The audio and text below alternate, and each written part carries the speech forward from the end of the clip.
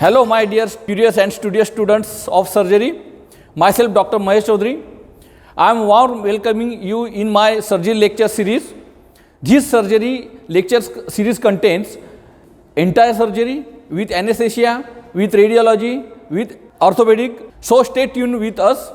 Let's start our surgery lecture series. Welcome dear students in my surgery lecture number 99, that is the diseases of the breast. In this lecture we will explore the embryology and anatomy of the breast, congenital anomalies of the breast, gynecomastia and its treatment, injury to the breast and infection of the breast, that is the mastitis and abscesses.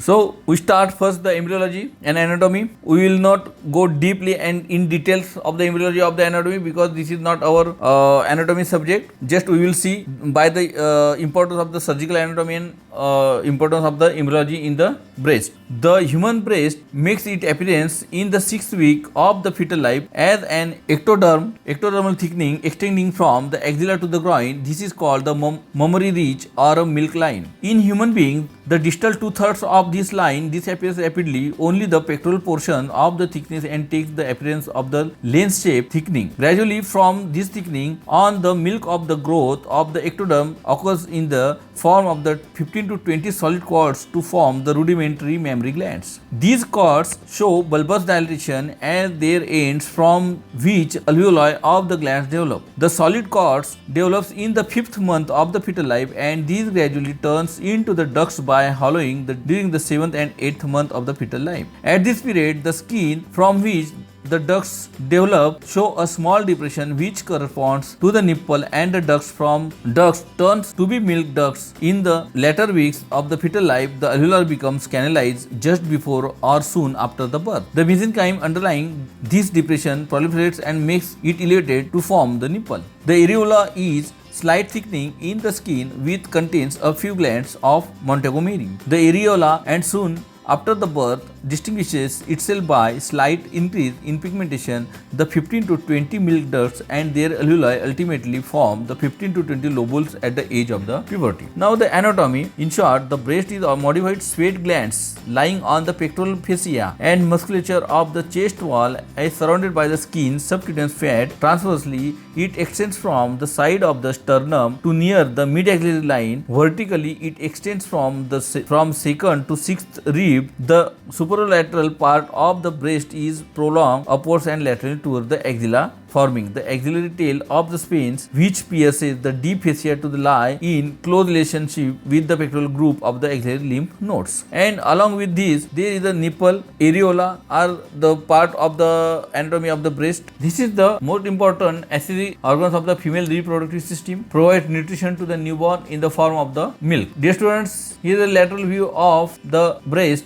is clearly shown its anatomy, the chest wall, blood vessels, mammary ducts, nipple, areola, the fat cells, intercostal muscles, pectoral muscles and the rib bones and the ducts. Now the situation, as we see previously, the breast lies in the superficial fascia of the pectoral region. A small extension called the axillary tail of the spines pierces the deep fascia and lies in the axilla. Extend vertically from 2nd to 6th rib. Conical projection, nipple pierced by the 15 to 20 laciparous ducts, contains circular and longitudinal smooth muscle fibers. Skin surrounding the base of the nipple is pigmented and form the circular area, that is the areola. During pregnancy and lactation, to form the raised tubercle of the Montgomery. Oily secretions to prevent the cracking during the lactations. There is oily secretions from the nipple. Parenchyma made up of the glandular tissue which secretes milk consists of the 15 to 20 lobes cluster of alveoli and drained by the lactiferous ducts. Pectoralis major and serratus anterior, oblique, external abdominis and appendicis form anterior wall. Deep surface of the gland cross the retromammary space of with fuse with the pectoral fascia, that is the ligament of the Cooper. Breast consists of the gland tissue, fibrous tissue and the fatty tissue. Blood supply to the breast are from the extremely vascular through the internal thoracic artery, branch of the subclavian artery, lateral thoracic artery, superior thoracic artery and acromyothoracic artery, branches of the axillary arteries. Lateral branches of posterior intercostal arteries. Venous drainage is in the superficial veins, drains into the internal thoracic vein. Deep veins drains into the internal thoracic, axillary and posterior intercostal veins. Nerve do not control the secretions of the milk. Secretion of the milk is controlled by the prolactin hormone hormone and secreted by the anterior hypophysis of the cerebri. Lymph nodes draining the breast, that is the lymph nodes, that is posterior group, central group and apical group of lymph nodes. Internal mammary parasternal nodes, supraclavicular lymph nodes are there. Infraclavicular deltopectoral groups of lymph nodes, pectoral, subcapsular, brachial and apical groups. Lymphatic vessels are superficial lymphatics, deep lymphatics, plexus and lymph vessels, lymphatics from deep surfaces of the breast and lymphatics. Dear students, here is the image showing the lymphatic glands which are concerned with the drainage of the lymphatic of the breast are commonly involved by the carcinoma of the breast. Internal mammary, that is the number 1 showing the internal mammary, second number showing the supraclavicular, third number showing the infraclavicular, that is the deltopectoral, and fourth number showing the pectoral, and fifth is the subcapsular, where the sixth is the brachial and seventh is apical. Lymph nodes are there. Now the human milk contains the water 88%, lactose 7%, fat 4%, protein 1%, various ions, calcium and phosphate, sodium, potassium and chloride. Vitamins, antibodies of IgA varieties. Decreased influence of the maternal estrogen, the infant breast may secrete during the first 1 or 2 weeks after birth a fat-free fluid called witch milk. Here is another image showing the same picture of the anatomy of the breast. Congenital anomaly of the breast. First is the amesia, that is the absence of breast. Polymesia, excessive breast. Athelia, absence of nipple. Polythelia, multiple nipple. Vaginal hypertrophy, asymmetry breast. One breast may either develop rapidly and slowly in the comparison to the other, that is called the asymmetry breast. Here is the same condition showing the asymmetry breast. Clear-cut picture of asymmetry breast is here, and this is the picture of the gynecomastia is clearly seen. Now the gynecomastia, that is the gynecomasia, breast-like swelling in the males due to the change in the hormonal pattern. Pathophysiology of the gynecomastia is the gynecomastia implies the presence of the female type of the mammary gland in the male. Most examples of the gynecomastia are the physiological, which occurs either in the neonatal period of the mostly in the adolescents of sometimes older individuals. In adolescents there is excessive of the estradiol relative to testosterone. In old individuals the plasma testosterone levels falls. Pathology, gynecomastia may be caused from the following condition, that is the estrogen excessive condition, androgen deficiency, secondary testicular failure,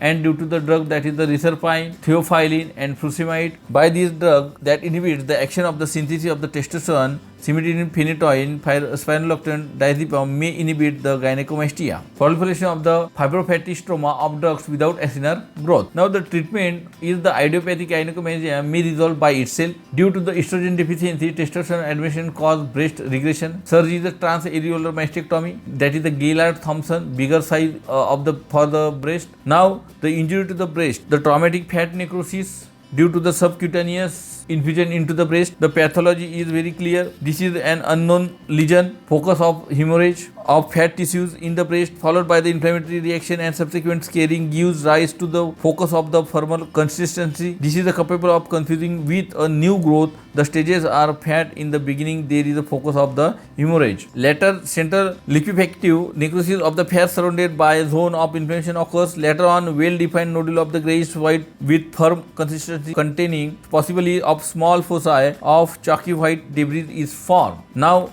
histologically, the central focus of the necrotic fat cells surrounded by the lipid-filled macrophages, which intense neutrophilic infiltration, progressive fibroblastic proliferation is there. A whole focus replaced by the sacred tissues and walk up for the collagenous tissue. Treatment is the excision biopsy of any growth. Now the infection of the breast, inflammatory process in and around the breast can be completely described as the acute inflammatory mammary mastitis. The usual sufferers are the nursing mothers in their first lactation, usually in the first month, and second is the chronic intramammary mastitis. This follows the continuous antibiotic treatment, inadequate drainage of the abscess cavity, too tight packing of the abscess cavity. Third is the subareolar mastitis. This condition is not a true mastitis. This results from an infected sebaceous gland of Montgomery of the areola. Fourth is the chronic subareolar mastitis. This condition abscess develops usually behind the nipple and point of the edge of the areola, avoiding the tough fibromuscular tissue of the areola itself. And the fifth is the retromammary abscess. This condition has nothing to do with the breast. The infection arises from the tissues deep to the breast. Infected hematoma, empyema and tuberculosis. And next is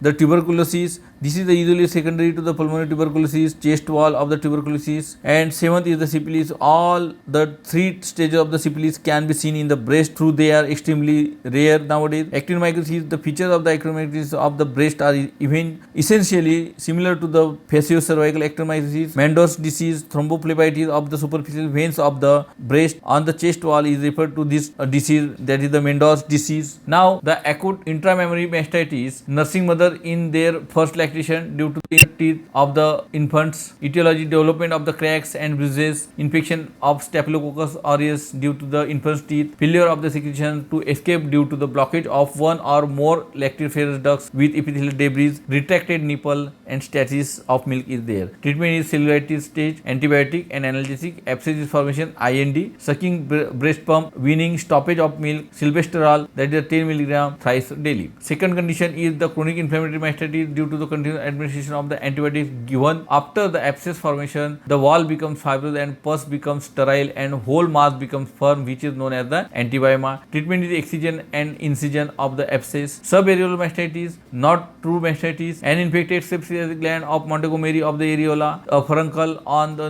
near the areola. Fourth is the chronic subareolar mastitis. Abscess develops usually behind the nipple and point at the edge of the areola. Discharge is stopped and abscess develops if it bursts and the fistula again opens up, that is the milk fistula or a mammary fistula. Treatment is simple fistulectomy. Dear students, here is the image of acute mastitis. Now the next is the retromammary abscess. Infection arises from the infected hemorrhage, empyema, tuberculosis of the rib or spine, osteomyelitis. Sixth is the tuberculosis secondary to pulmonary tuberculosis. Seventh is the syphilis. All the three stages of the syphilis can be seen in the breast. First is the primary chancre on the nipple. Second is the primary chancre, that is the mucosis patches on submammary fistula. Third is the primary chancre, that gamma is developed. Actinomycosis, similar to the faciocervical actinomycosis, chemotherapy. Only difference is that the actinomycosis is formed on the breast tissue. Dear students, this is the another image of the acute mastitis. First formation is there. And ninth is the Mendel's disease, thrombophlebitis of the superficial vein of the breast.